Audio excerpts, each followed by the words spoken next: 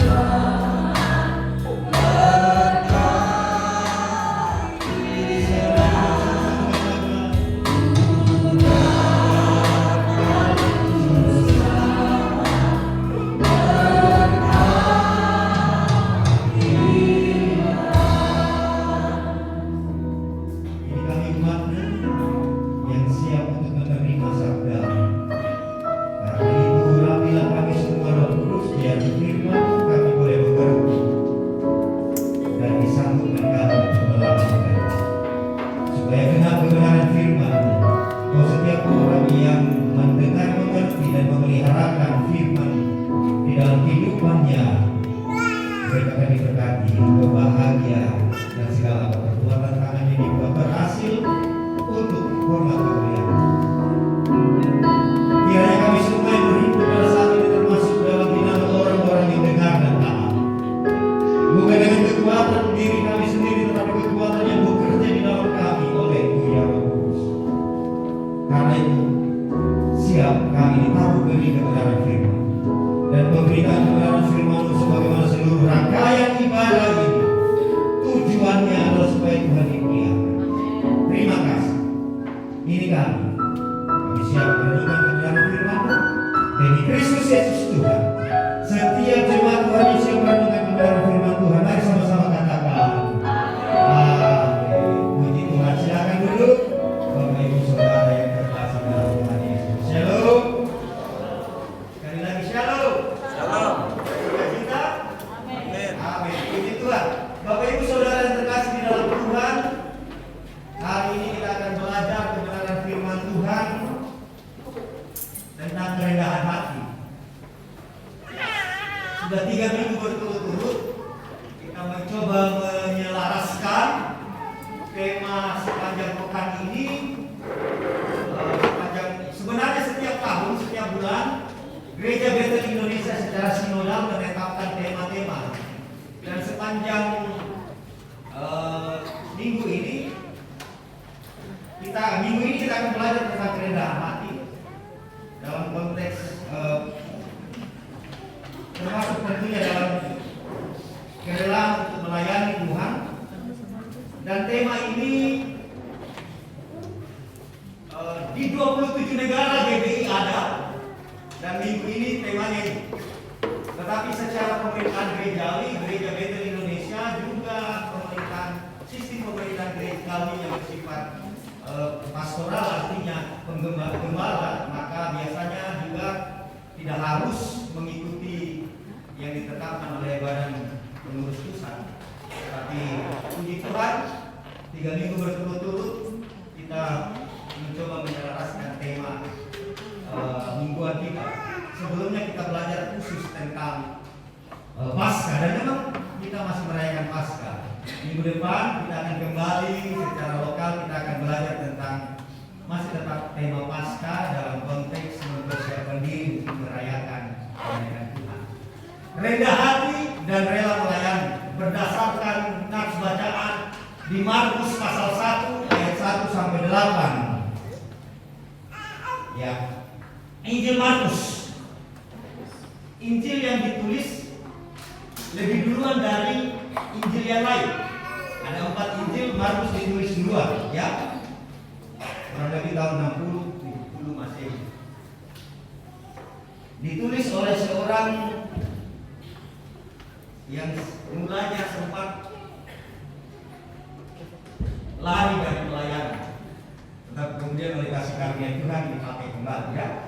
Tuhan dipakai, sehingga ini juga mengajar kepada kita Bapak Ibu Saudara yang terkasih, kalau masih koma berarti masih ada lanjutan. Jangan cepat-cepat berputus asa atas diri maupun orang lain. Amin. Amin. Masih ada proses. Demikian firman Tuhan. Inilah permulaan Injil tentang Yesus Kristus Anak Allah. Itu topik utama dari Injil Markus. Yesus Kristus Anak Allah. Ayat 2. Seperti ada tertulis dalam kitab Nabi Yesaya. Jadi dia mengacu kepada kitab Nabi Yesaya demikian. Lihatlah, aku menyuruh utusanku mendahului engkau. Ia akan mempersiapkan jalan bagimu. Siapa utusan itu? Setelah kita baca kita temukan bahwa itu Yohanes Pembaptis. Lanjut. Ada suara yang berseru-seru di padang gurun. Persiapkanlah jalan untuk Tuhan. Luruskanlah jalan baginya. Ini tema seruan Yohanes Pembaptis di padang gurun.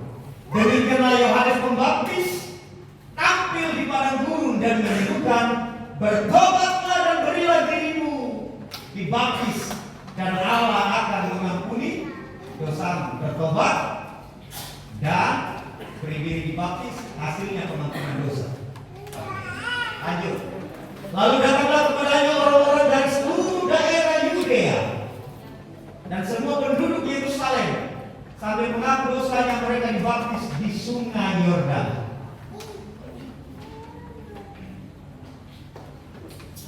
Yohanes memakai jubah bulu unta dan ikat pinggang kulit dan makanannya belalang dan madu hutan. Markus mendeskripsikan Yohanes ya, Yohanes Pembaptis.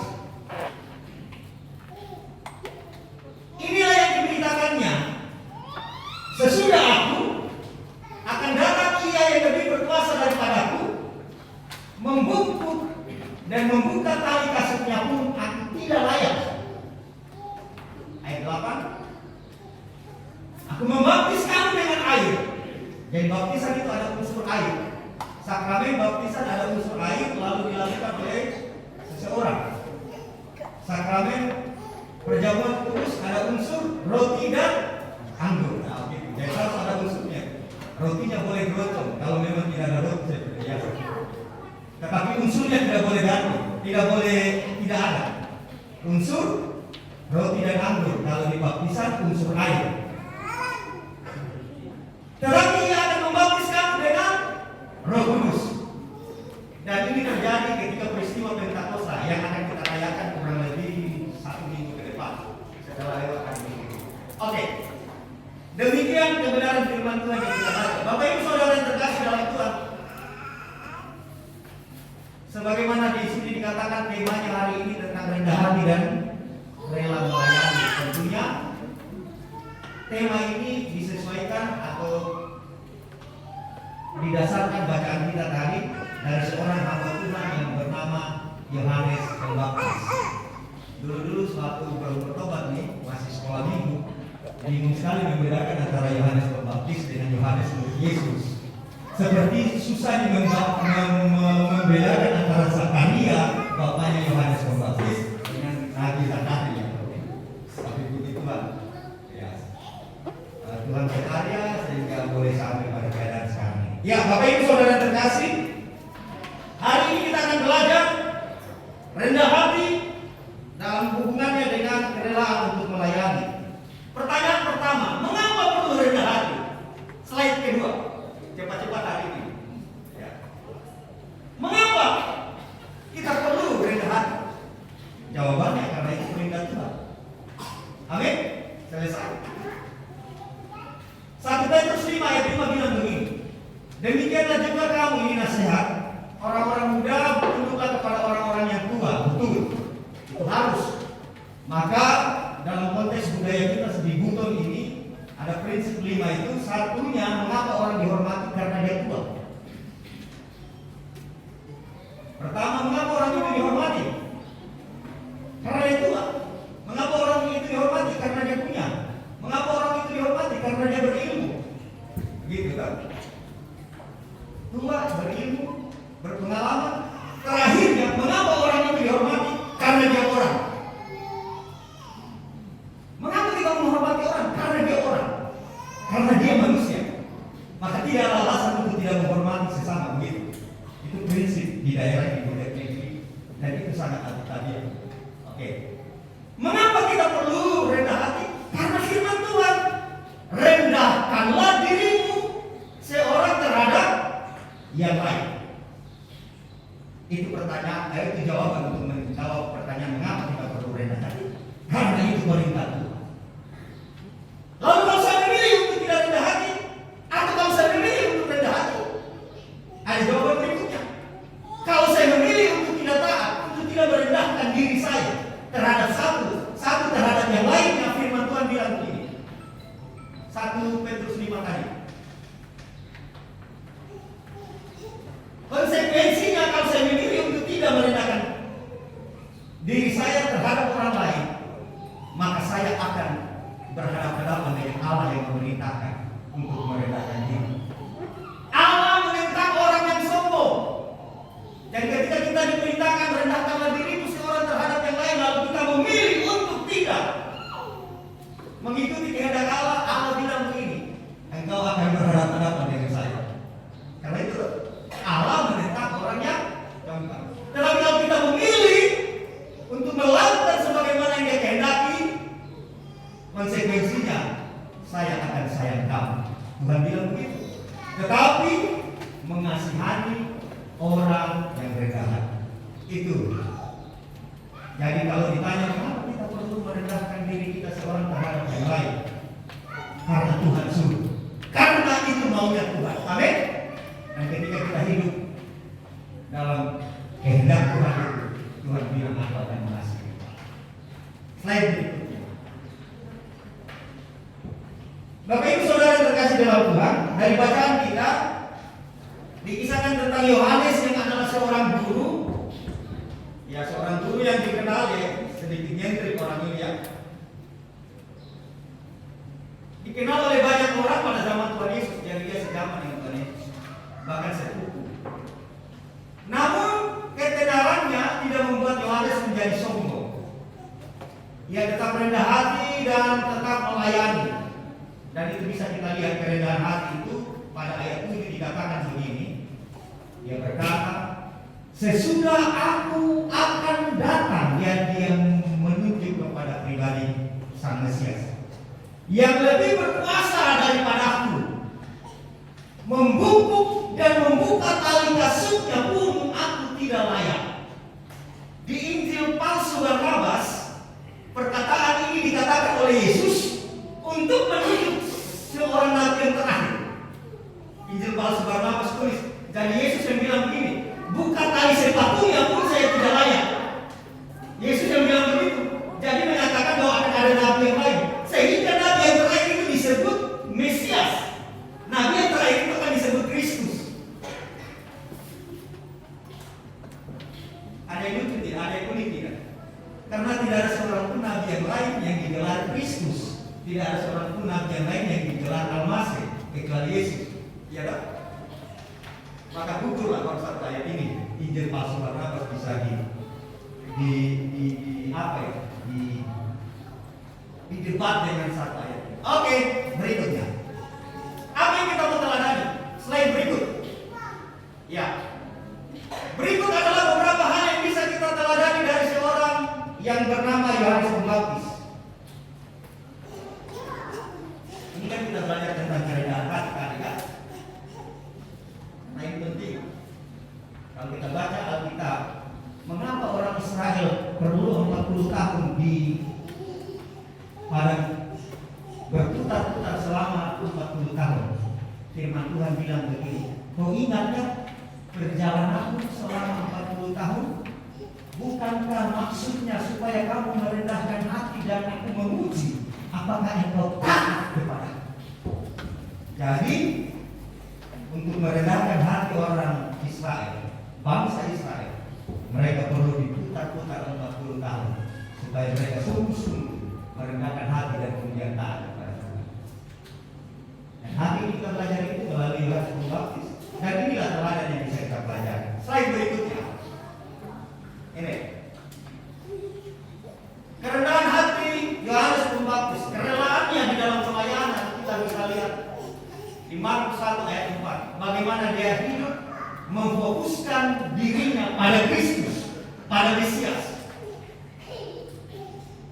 Karena itu yang berkata, bertobatlah dan berilah dirimu dibaptis dan Allah akan mengampuni dosamu. Jadi dia tidak bicara tentang dirinya. Walaupun pada saat itu orang sangat mengagumi dia, tetapi dia selalu mengarahkan pandangannya kepada dia yang akan datang. Saya hanya Allah, saya hanya duta, saya hanya pasukan. Sekiranya kalau itu dalam pertempuran yang mencoba merintis, begitu kan? Oke, berikutnya kita lihat dikatakan begini. Slide berikutnya Pak Yanto. Dalam pelayanannya Yohanes Pembaptis berfokus untuk memperkenalkan Yesus. Ketika ia berkhotbah tentang Mesias dan ketika dia berjumpa dengan Yesus, dia berkata, inilah atau dialah anak domba Allah yang menghapus dosa manusia. Dan tidak perlu penjelasan panjang ketika Yohanes menunjuk kepada pribadi Yesus tentang anak domba Allah. Orang-orang yang pada saat itu semua tahu, karena mereka memiliki pemahaman tentang kurban. Bahkan mereka mengingat bagaimana nenek moyang mereka keluar dari perbudakan di Mesir dengan penumpahan darah seekor anak domba yang tidak bercacat. lalu darahnya dilaburkan di pintu. Mereka tahu betul. Mereka tahu betul kisah tentang Abraham. Bagaimana ketika ia akan mempersembahkan Ishak, lalu kemudian Allah mencegah supaya Abraham tidak menyembelih Ishak dan mengorbankan sebagai kurban bakaran. Dan Alkitab bilang apa? Abraham menengok dan melihat ada domba yang tersangkut, tanduknya dibelenggar. Maka Abraham menamai Tuhan itu, Dialah Tuhan yang menyediakan. Mereka pasti tahu. Sehingga ketika Yohanes berkata, Dialah anak domba Allah yang menghapus dosa dunia, semua tahu. Oh iya, ini yang dimaksudkan. Kalau kita kan coba tiba-tiba begini di pasar, lalu ada yang bilang saya lewat, lalu ada yang tunjuk saya, Dialah anak domba Allah. Lalu orang bilang apa anak domba? Karena mereka tidak memiliki pemahaman tentang itu begitu. Oke, kita lihat ini ya. Bahkan ketika orang-orang murid-muridnya ini mulai meninggalkan Yohanes, mereka datang kepada Tuhan Yesus. Yohanes tidak marah. Reaksinya ini Yohanes 3 ayat 26 sampai 30. Tolong saudara Tinus baca suara keras. Yohanes 3 ayat 26 sampai dengan ayatnya yang ke-30. Ini reaksinya.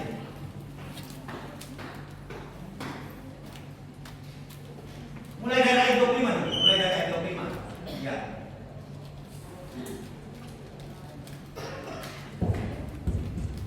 Silakan.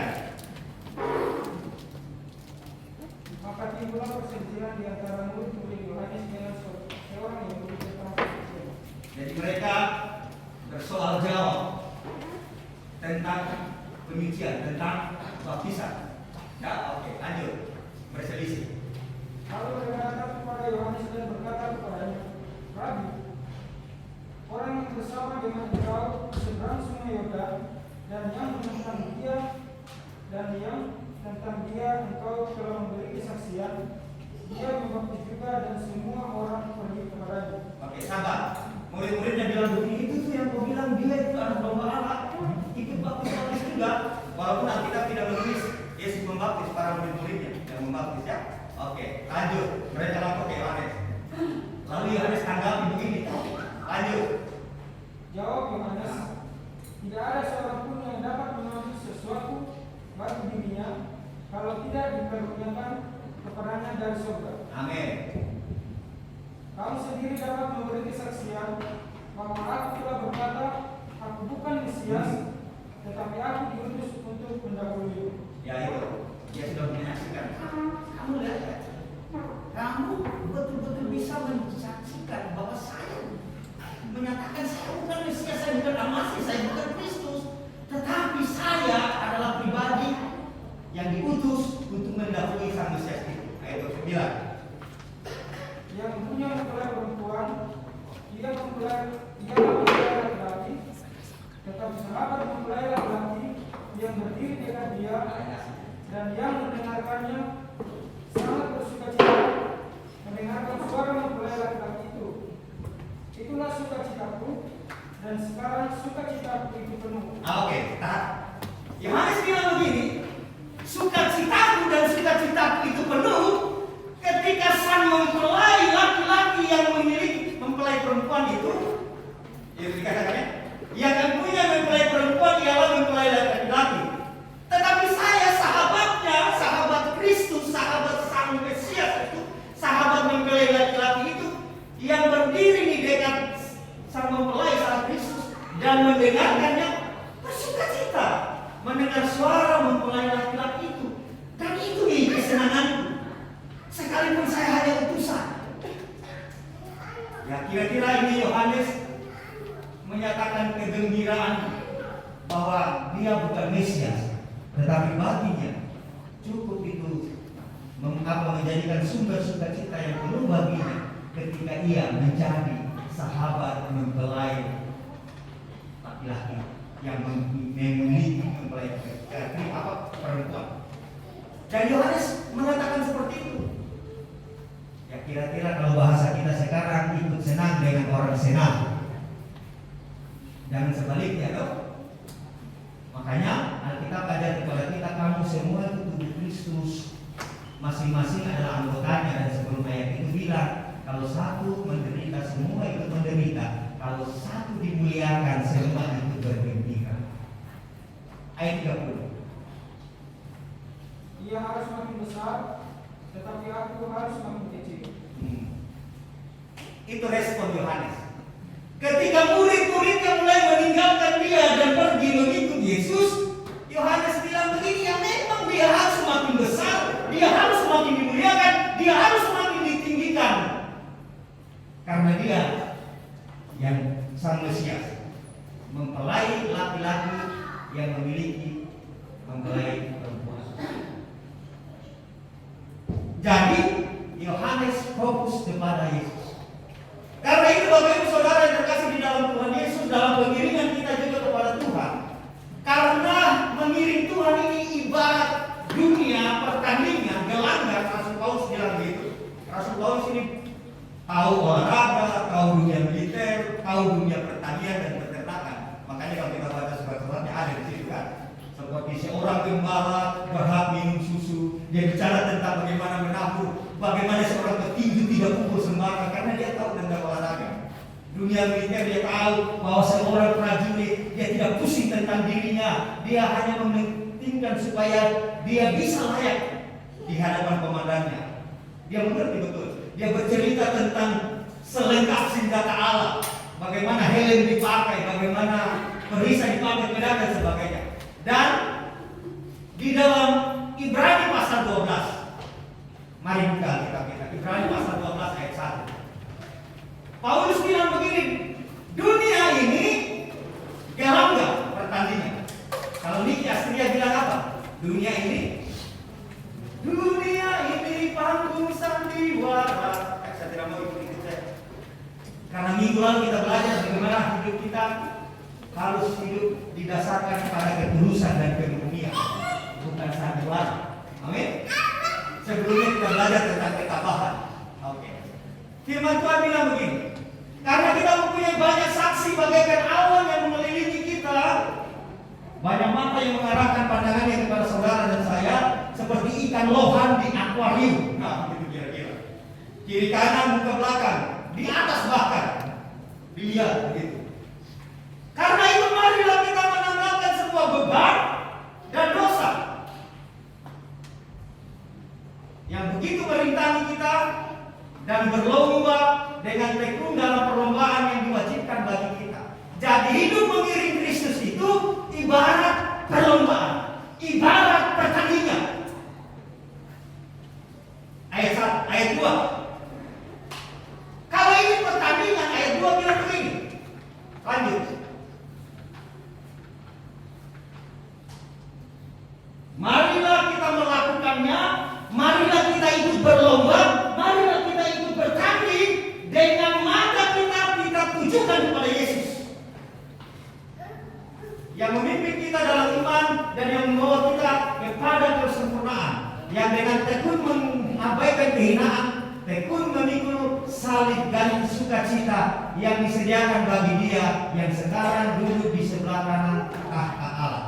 Jadi Bapak Ibu Saudara yang terkasih, Yesus itu ibarat, kan ikutinya, ibarat kita di kalau mau finish kan ada kita biasa tuh, yang nanti orang tabrak situ ada tulisan finish. Lalu kita ini umatnya yang sedang ada dalam gelanggang dan mengarahkan pandangan kita kepada pita finish yang bertuliskan Yesus Kristus. Setelah kita masuk ke situ, sudah selesai. Tidak perlu susah-susah, sudah finish. Maka Rasul Paulus bilang begini, aku telah menyelesaikan pertandingan dengan baik. Aku telah memelihara iman. Dan itu ya tulis ketika dia merasa ya sedang ada dalam pergumulan karena dia akan dijatuhi hukuman mati. Ayat 2. Maka supaya sukses dalam pertandingan, tidak menjadi lemah dan putus asa, tujukanlah pandangan kepada Yesus. Jadi kembali ayat 3 ditegaskan di sini. Ayat 3.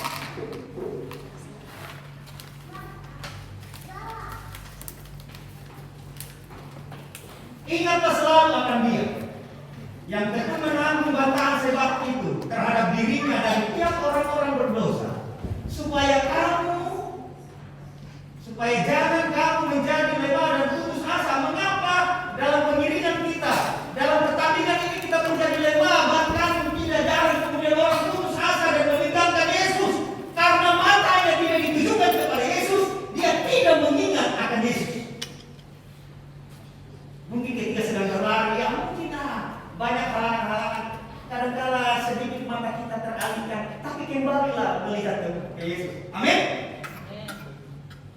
Mungkin banyak ingatan-ingatan, banyak cita-cita yang belum terselesaikan, banyak pergumulan-pergumulan, tetapi mari ingatlah kepada Dia yang teguh menanggung bantahan dari orang-orang yang berdosa, supaya saudara dan saya tidak menjadi lemah, apalagi putus asa. Kenapa? Karena kita fokus kepada Yesus seperti Yohanes Pembaptis. Amin. Itu yang pertama. Bahkan termasuk dalam pelayanan dalam kehidupan kita sebagai saudara seiman, keluarga besar GPI Jemaat Keluarga Bogor, kan banyak beda-beda di karakter yang dibentuk oleh pengalaman-pengalaman hidupnya. Ya puji Tuhan, Bapak Ibu kalau hidup misalkan dulu hidup di pengalaman-pengalaman yang asik-asik begitu, sehingga membentuk juga karakter yang asik. Tapi bagaimana yang misalkan kalau kita yang hidup pengalamannya juga penuh dengan lika-liku dan luka-luka, ya, jadi sedikit karakternya itu dibentuk begitu. Ya, tapi kita bersyukur kepada Tuhan. Kita masuk gereja yang adalah bengkel rohani dan Yesus montir. Amin. Jadi kalau Bapak Ibu masuk dalam satu persekutuan, misalkan seperti keluarga ini, pokoknya banyak pertanyaan. Bilang saja kita ini semua mobil dan motor yang rusak, lalu Tuhan Yesus montirnya. Puji Tuhan ada yang spionnya pecah, puji Tuhan ada yang hanya sekedar lecet, tapi ada yang harus turun mesin tuh. Iya tidak? Ada yang perlu dibongkar habis-habisan. Dan kita bersyukur 2 minggu lalu kita belajar tentang ketabahan. Dan kita belajar seminggu yang lalu tentang ketulusan dan pemurnian. Supaya kita memiliki kerendahan hati ini, kita masuk dalam kehidupan pelayanan kita, pelayanan praktis seperti ini, memimpin pujian, berkhotbah atau hal-hal yang lain, atau pelayanan-pelayanan di mana Tuhan tetapkan kita untuk melayani Tuhan. Ada orang ladangnya di usaha bisnis, ada orang ladangnya di pegawai negeri, ya tahu bagaimana. Tetapi semuanya kita harus kerjakan dengan mengarahkan pandangan kita kepada Tuhan Yesus. Amin. Fokus dalam bahasa Torahnya kita kerjakan lillahi ta'ala, hanya karena Tuhan. Ya tak? Yang kedua, hal apa lagi yang kita mau? Slide berikut. Sederhana, hidup sederhana. Markus mengidentifikasi Yohanes begini. Yohanes memakai jubah. Orang pakai jubah pada saat itu kebiasaan. Ada 2 lapis baju gamis dalam, lalu ada pakai lapisan di luar. Tapi bukan kain mahal, bulu unta. Bahkan ikat pinggang kulit. Makannya belalang dan mandutan. Saya ingat waktu hari kecil-kecil dulu, hari ya ini album karir, ya protes habis-habis gara-gara kita buat di badan musyawarah antar gereja ada cerdas cermat Alkitab. Dia masih anak sekolah minggu dan sangat jeli. Lalu pertanyaannya begini, Yohanes Pembaptis makanannya apa? Ya gitu kan? Lalu ada yang menjawab, makannya belalang hutan dan minum madu.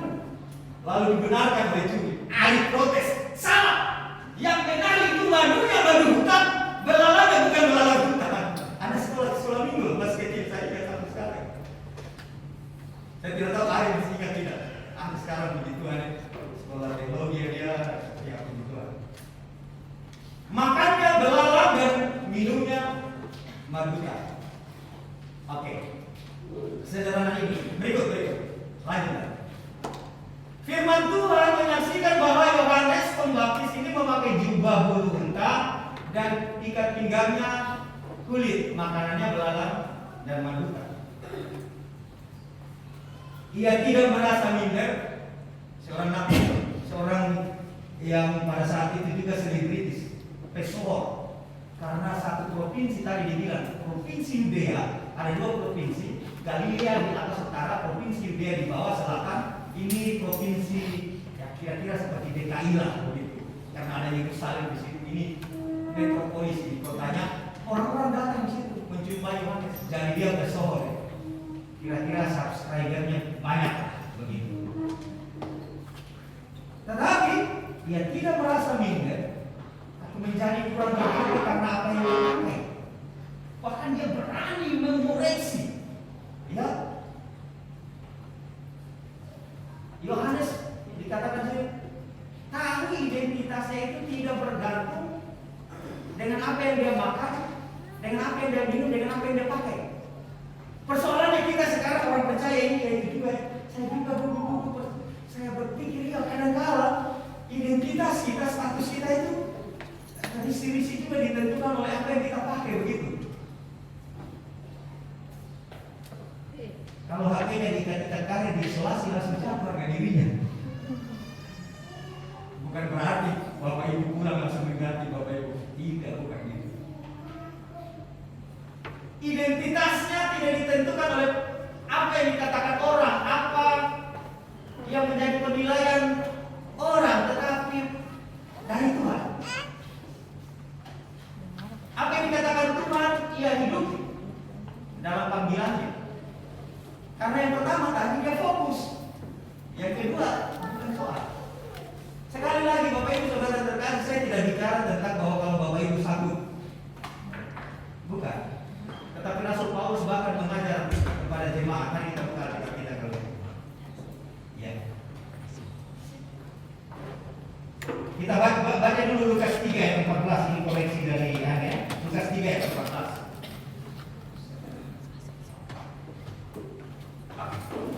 Dan prajurit-prajurit bertanya juga kepadanya. Jadi banyak prajurit datang. Saya menerjemahkan prajurit ini bukan prajurit Romawi. Saya menafsirkan ini prajurit baik Allah. Orang Yahudi, kaum profesional yang bekerja di karena Israel juga satu kerajaan, tapi kerajaan di bawah jajahan bangsa Romawi. Jadi ada prajurit lain. Istilahnya mungkin bagaimana kalau kita mau istilahkan di beberapa misalkan di Amerika ya Pak, negara federal. Jadi ada polisi LAPD, Los Angeles Polisi Departemen. Jadi polisinya Los Angeles hanya di Los Angeles. Nanti FBI itu polisi secara keseluruhan kira-kira begitu. Kalau kita di Indonesia kan bisa polisi di bau-bau, kalau pindah bisa nanti pindahnya bukan. Jadi mereka ya kira-kira gitu. Jadi ada prajurit baik Allah, prajurit kerajaan Israel yang menjaga baik Allah, lalu ada prajurit Romawi. Makanya beberapa saat yang lalu kita belajar ketika Minggu Paskah, itu Minggu Panen, itu status kota Yerusalem darurat tingkat 1.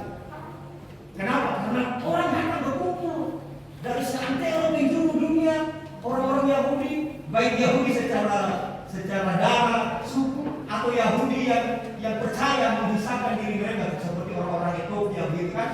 Lalu datang ke Yerusalem di Minggu Paskah itu, lalu kota ini penuh sehingga itu perlu dijaga sedemikian oleh prajurit Romawi begitu. Makanya tua-tua pada saat itu ketika orang rame-rame mengeluh-eluhkan Yesus, mereka bilang, jangan itu, suruh mereka bilang, aduh bahaya ini kan ini kota ini dalam keadaan siaga 1. Sementara orang-orang mengeluh-eluhkan Yesus begitu kan. Lalu Tuhan Yesus bilang begini, kalau mereka bisu, saya suruh waktu, begitu kira-kira.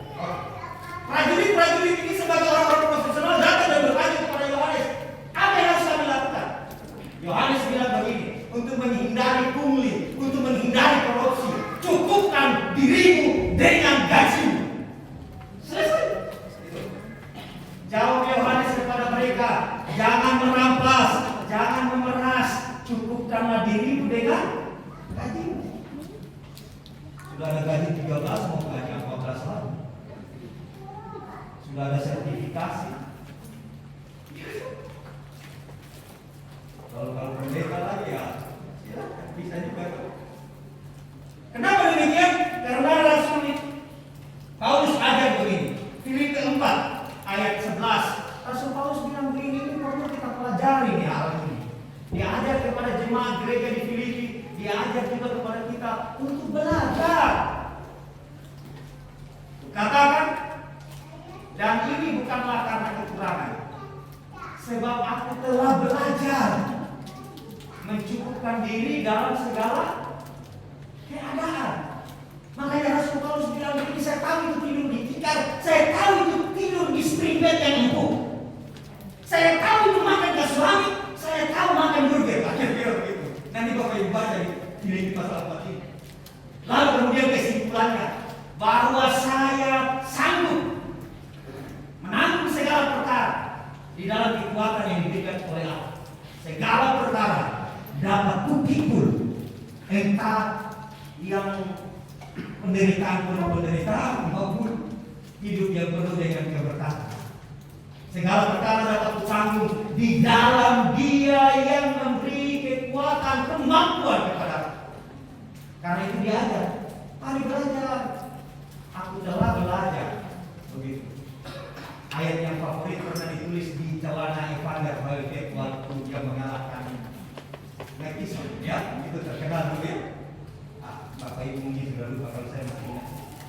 Oke. Makanya Bapak Ibu Saudara terkasih, Ibrani 13 ayat 5, mari kita lihat. Ibrani 13 ayat 5. Kita bilang begini, janganlah kamu menjadi hamba Tuhan, karena faktanya Tuhan Yesus itu saingan utamanya bukan setan. Setan takluk. Setan sudah dicabut giginya seperti singa yang ompong. Alkitab bilang saingan Tuhan Yesus dalam kehidupan saudara dan saya, uang, mamon. Dewa mamon itu digambarkan sebagai lalat. Firman Tuhan bilang begini, tidak mungkin seseorang mengabdi, menyembah kepada dua ilah, satu Allah, satu mamon. Jadi bukan setan. Dan Alkitab bilang begini, jangan akan menjadi hamba, abdinya uang. Karena itu cukupkanlah dirimu dengan apa yang ada padamu. Karena Allah telah berfirman, aku sekali-kali tidak akan membiarkan engkau dan aku sekali-kali tidak akan meninggalkan engkau. Jadi, ya seperti itu. Di sini penekanannya adalah kenapa orang kemudian mengabdikan dirinya kepada mamon, kekayaan, karena kekhawatiran. Maka Tuhan bilang begini, saya tidak tinggalkan kamu. Saya tidak berbicara bahwa kita tidak butuh uang, karena tidak mungkin kita pergi. Ya, ada lagi doa kita supaya kita bisa berkonsultasi dengan pembangunan kita baik. Karena ada cita-cita lah sedang didoakan supaya ruang sekolah minggu kita bisa direnovasi.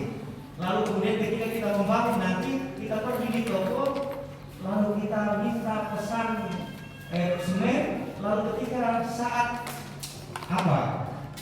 semen diantar, lalu kita bayar dengan terima kasih. Tidak mungkin itu? Tidak mungkin.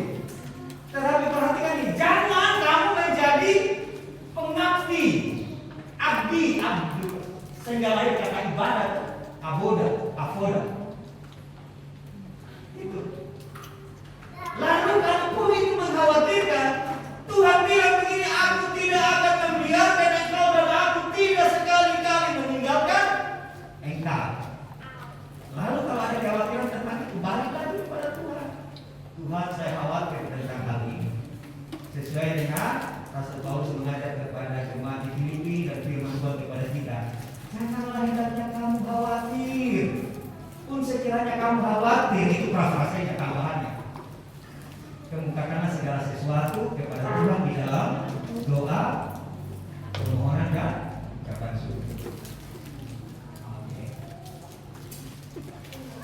Lanjut. Berikutnya, kita pindah ke slide berikutnya. Berikutnya ini, Yohanes melayani tanpa gengsi. Firman Tuhan bilang begini. Inilah yang diberitakannya, sesudah aku akan datang yang lebih berkuasa daripadaku, membungkuk dan membuka tali kasutnya pun aku tidak layak. Slide berikutnya. Frase membungkuk dan membuka tali kasutnya bagi kita ini sesuatu hal yang biasa-biasa. Tetapi kalau dalam konteks pada saat itu, untuk membungkuk dan membuka tali kasut seseorang itu hanya dikerjakan seorang budak. Dan yang lebih rendah lagi ketika seseorang mencuci kaki. Maka ketika Yesus merendahkan dirinya mencuci kaki murid-muridnya, pada saat itu murid-muridnya kemudian mencontohi hal itu. Sehingga ada beberapa aliran gereja memasukkan tradisi membasuh kaki ini sebagai bagian dari sakramen. Tapi ada yang tidak, kemudian tradisi ini juga tetap dilakukan dalam persiapan kita Prapaskah. Gitu. Dan memang sangat menggetarkan hal itu. Ketika kami dihabiskan tahun berapa menjadi pendeta dulu, ketua BPD kami sudah meninggal, datang dari Makassar ke Jakarta. Dia basuh kaki semua orang-orang yang dihabiskan pada saat itu sebagai pendeta, dan salah satunya saya. Maka itu tidak perlu untuk dikomando lagi sebagaimana seorang orang yang kita seniorkan, orang tua ketua BPD, dan pada saat itu dia ketua Badan Pekerja Daerah Sulawesi Selatan, Tenggara dan Barat. Lalu datang membasuh kaki para calon pendeta sebelum dihabiskan. Aduh, menangis saya. Menangis.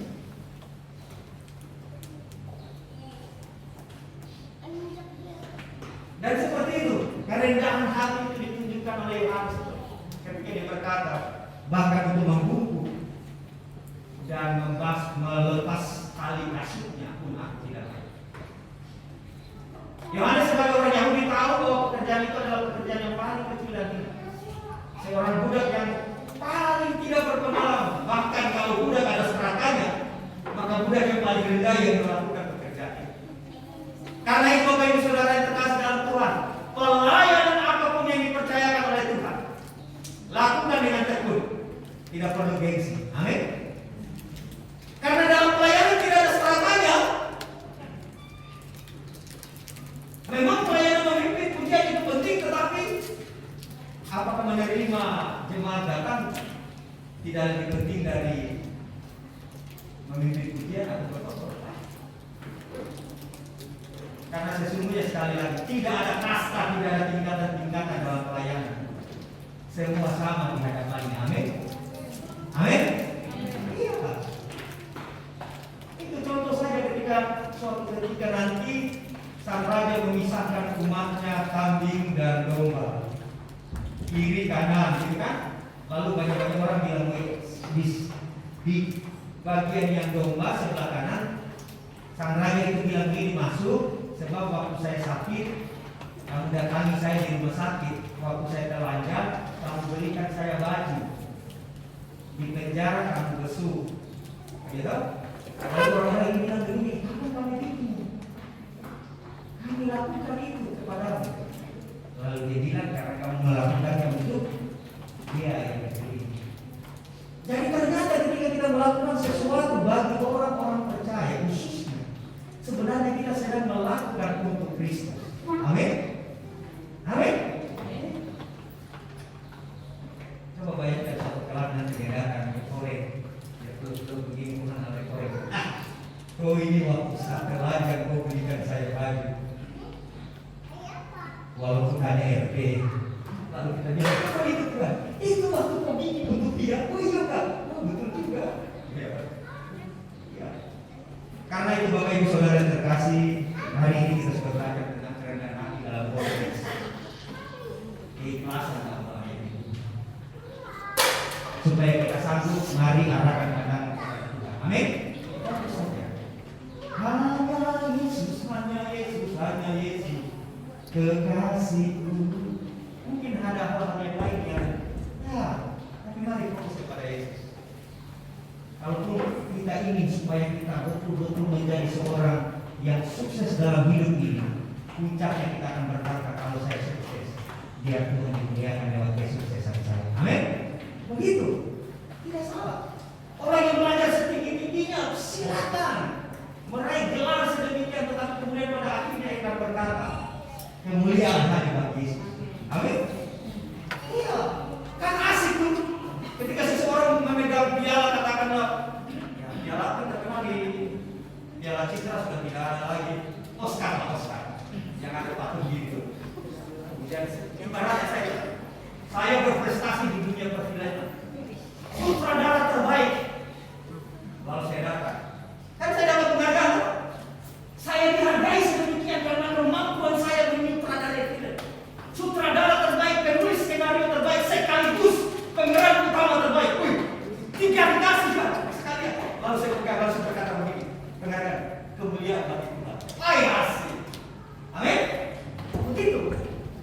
Dan pada akhirnya kita akan berkata, haleluya. Baju kamu bagus. Dasinya serasi sekali dengan bajunya. Haleluya.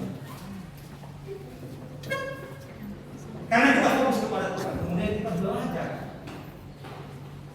bahwa yang menentukan kita, status kita, bukan apa yang kita pakai, bukan apa yang kita miliki, tapi cukuplah bahwa status saudara dan saya adalah umat terbesar, anak raja. Tapi Bapak ini jangan sombong juga keluar dan berkata, Bapakku raja segala raja di luar kedai-kedai. Seperti itu. Ya, begitu saja. Yang ketiga, kita sudah belajar ini tadi, ya. Kita belajar dari Yohanes bahwa hidup tanpa gengsi. Tanda kutip ya. Oke. Itu saja kebenaran firman yang bisa kita pelajari. Kita akan berdoa. Mari memimpin pujian.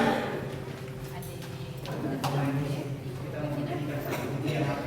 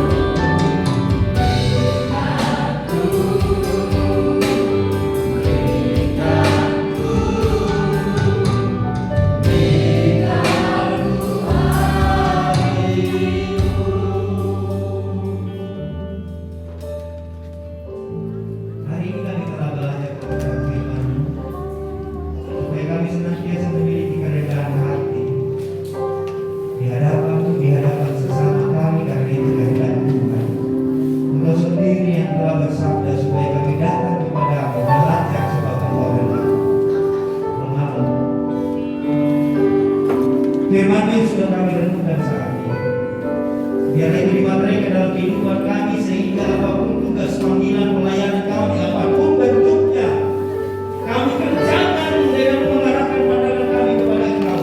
Kami fokuskan diri kami untuk hormat kemuliaan nama-Mu. Dan kami percaya Tuhan yang akan menyembuhkan kami. Haleluya.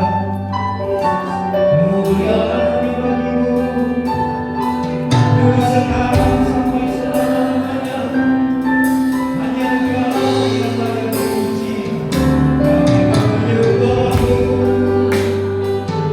kami memuji-Mu, kami bersyukur atas kasih, kemurahan, kebaikan, kemuliaan-Mu yang lebih daripada segalanya. Anugerah selamat. Karena itu kami memuliakan-Mu, Tuhan Yesus. Syukur bagi-Mu. Tuhan, terima kasih. Materaikan kebenaran firman-Mu. Kami kembali dalam kehidupan kami. Kami menjadi pelaku-pelaku kebenaran-Mu. Nama-Mu dipuji, nama-Mu dimuliakan. Terima kasih. Demi Kristus Yesus kami berdoa. Amin. Silakan duduk Bapak Ibu Saudara yang terkasih.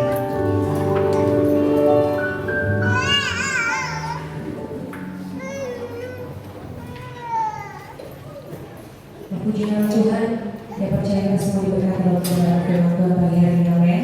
Haleluya. Pulang dari tempat ini, Bapak Ibu Saudara, kita bukan hanya menjadi pendengar, tetapi kita juga menjadi pelaku kebenaran firman Tuhan. Puji nama Tuhan. Kita akan bawa persembahan kita pagi hari ini sambil mempersiapkan persembahan Bapak Ibu Saudara. Mari kita bersatu dalam doa kita berdoa. Bapak yang baik, terima kasih untuk kebenaran firman-Mu yang sudah meneguhkan setiap kami untuk terus kami punya kerendahan hati dan untuk terus kami punya hati yang mau melayani satu dengan yang lain, terutama untuk kami melayani pekerjaan Tuhan. Terima kasih banyak Bapak, diberkati hamba-Mu yang sudah bawa kebenaran firman-Mu. Tambah-tambahkan hikmat kewahyuan daripada-Mu Tuhan. Engkau pakai hamba-Mu lebih dahsyat, memberkati pelayanan di tempat ini. Dan saya kami akan membawa persembahan korban syukur kami. Mari Tuhan memberkati setiap tangan-tangan yang akan memberi dan yang belum sempat memberi Tuhan. Mari Tuhan juga memberkatinya. Berkati persembahan jemaat-Mu di tempat ini Tuhan. Biar menjadi pelebaran pekerjaan izin-Mu di tengah-tengah kota Bau di tempat ini. Terima kasih banyak Bapak. Kami siap bawa persembahan korban syukur kami dengan penuh ungkapan syukur dalam nama Tuhan Yesus. Kami siap beri persembahan kami. Haleluya. Amin.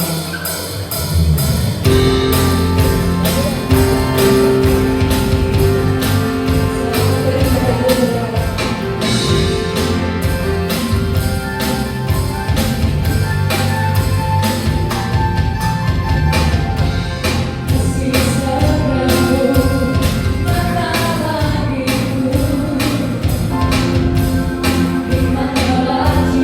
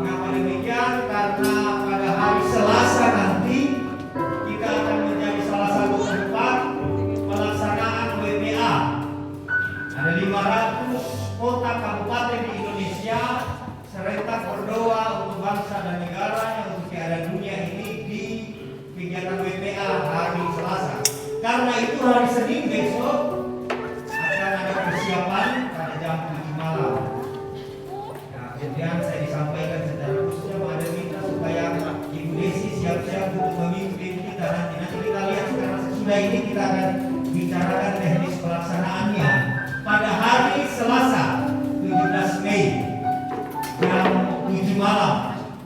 Jadi ada pertemuan pendoa dunia ya, pendoa ya. Kemudian nanti untuk sementara bahwa ya memang kita akan memulai dengan di jam 7 malam karena akan ada hibrid, maksudnya nanti ada gabungan antara doa di tempat ini dan Zoom. Nanti kita lihat bagaimana pelaksanaannya. Kita berharap bahwa ketika kita menggabung ke Sentul International Convention Center, jaringan tidak terganggu. Tapi tetap kita akan mulai di jam 7 nanti. Nanti setelah selesai ini akan kami koordinasi dengan Mader sebagai yang mengkoordinir acara ini. Apakah jam 7 itu kita mau makan duluan, baru berdoa, atau berdoa dulu baru makan? Tidak masalah. Metode apa kan begitu? Kalau metode apa uniknya kita mulai dengan makan kue sampai selesai. Begitulah hari Selasa. Kemudian pada hari Rabu, Selasa. Tadi sudah Selasa, Rabu, Kamis. Kemudian hari Kamis juga akan ada gabungan karena bukan hanya orang dewasa yang berdoa, tetapi ada jaringan doa anak, remaja dan sekolah minggu jam 4 sore di tempat ini. Jadi akan ada secara serentak juga jadi hari Kamis. Kemudian pada hari Jumat akan ada persiapan untuk ibadah minggu. Dan minggu depan kita akan dipimpin beribadah Ibu Esther Mahori, musik Bapak Benny, Bapak Vincent, Saudara Bene, Saudari Tasha, kemudian singer Ibu Serli, Saudari Tika, Saudari Jennifer, dan pada hari Sabtu seperti biasa ibadah pemuda remaja. Karena itu nanti sesudah ibadah ini saya nanti akan berkoordinasi dengan panitia Pesparawi karena setiap minggu tempat kita digunakan untuk latihan dengan jadwal 3 hari Senin, Selasa, Rabu. Maka minggu ini mungkin ditiadakan dulu. Ya, nanti saya bagaimana mereka mungkin nanti belajar lampunya sampai dulu karena puji Tuhan kita dikaruniai musik yang lengkap sehingga kita juga bisa berpartisipasi dalam tim bau-bau dalam Pesparawi tingkat nasional di Yogyakarta nanti. Sekalipun tidak ada anggota jemaat yang ikut karena kita sadar juga kemampuan kita. Tidak, maksudnya kalau bernyanyi ya, karena saya waktu mereka memulai latihan, mereka memulai dengan not-not, lalu kita di luar bakar-bakar kalau tidak salah ya. Lalu saya keluar, saya bilang ada yang mendaftar di dalam karena tipe kita tipikal menyanyi untuk menuju, bukan menyanyi untuk bertanding. Mungkin suatu kali nanti kita juga belajar untuk menyanyi dalam rangka bertanding. Maksudnya teknik-teknik menyanyi. Kalau kita pokoknya dengar nyanyi. Oke. Itu kegiatan kita pekan ini. Dan minggu ini sudah lepas minggu berikutnya kita akan masuk dalam persiapan ibadah kenaikan. Itu mengenai kegiatan. Berikutnya terima kasih kepada Butet ya. Saya tidak tahu namanya Butet ini. Saya lihat mobil Butet terus ya. Butet tahunan. Jadi dia datang libur ke Bau-Bau. Jadi Tuhan bisa memimpin bagian hari ini ya. Dia datang ya boleh bersyukur.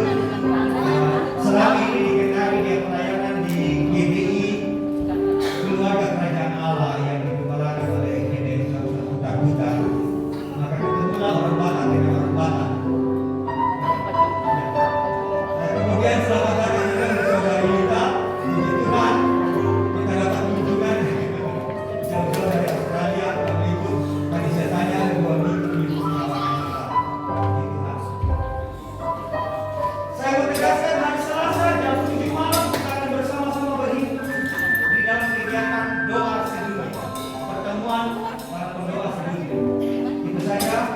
pengumuman yang bisa saya sampaikan. Mari kami berdiri dan mengakhiri ibadah kita.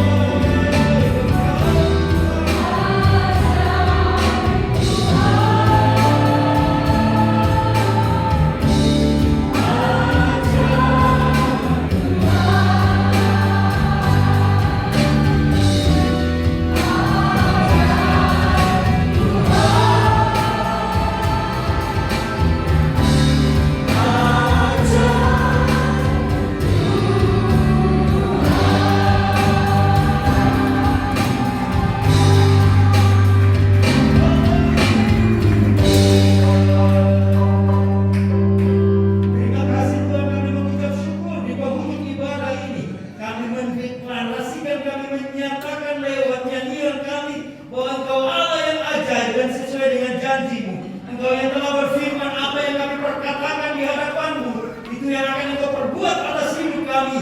Dan di penghujung ibadah ini kami memperkatakan, Engkau Allah yang ajaib, maka itu akan menyatakan keajaibanmu dalam hidup kami, sekarang bahkan sampai selama-lamanya. Namamu dipuji, namamu dimuliakan. Tuhan, sekarang kami akan kembali ke rumah kami masing-masing. Namun sebelumnya kami menyerahkan segenap hidup kami ke dalam tangan-Mu. Saudara-saudari kami yang tidak sempat beribadah dengan segala tantangan, dengan segala kendala atau hal-hal apapun yang menghalangi mereka beribadah, kiranya di pertemuan-pertemuan berikutnya mereka boleh hadir. Kami semua tetap memiliki kerinduan roh yang menyala-nyala untuk bersekutu dengan saudara seiman di dalam kebersamaan. Kami puji muliakan Tuhan. Kami juga berdoa untuk semua yang berulang tahun pekan ini. Tuhan berkati, karena kami percaya kepada usia dan pikiran Tuhan. Maka segala apa yang Tuhan hendaki pasti benar, dan Tuhan akan menyertakan segala yang baik. Terima kasih. Sekarang kami akan kembali ke rumah kami masing-masing. Tuhan, mari berkati kami. Berkatilah kami sebagai orang-orang yang diutus untuk kembali dalam hidup yang memberitakan kabar baik melalui perkataan dan perbuatan. Karena itulah yang hamba ini untuk menjadi saluran berkat, menumpangkan tangan kepada segenap umat kami semuanya untuk menerima berkat. Karena itu Bapak Ibu, kembalilah dalam kehidupanmu, arahkanlah hati dan pikir senantiasa kepada Tuhan. Ingat, senantiasa arahkanlah pandanganmu kepada Tuhan. Tuhan akan senantiasa menyertai kita. Angkatlah kedua tanganmu, terima berkat. Kasih karunia, damai dan sejahtera yang bersumber dari Allah Bapa Pencipta langit dan bumi. Kasih karunia, damai sejahtera yang melampaui segala akal pikir manusia, yang dinyatakan di dalam cinta kasih Yesus Kristus Tuhan dan di dalam persekutuan Roh Kudus. Allah yang Esa Tritunggal mulia, kita puji sembah dan kita layani dalam kehidupan kita. Kasih karunia damai sejahtera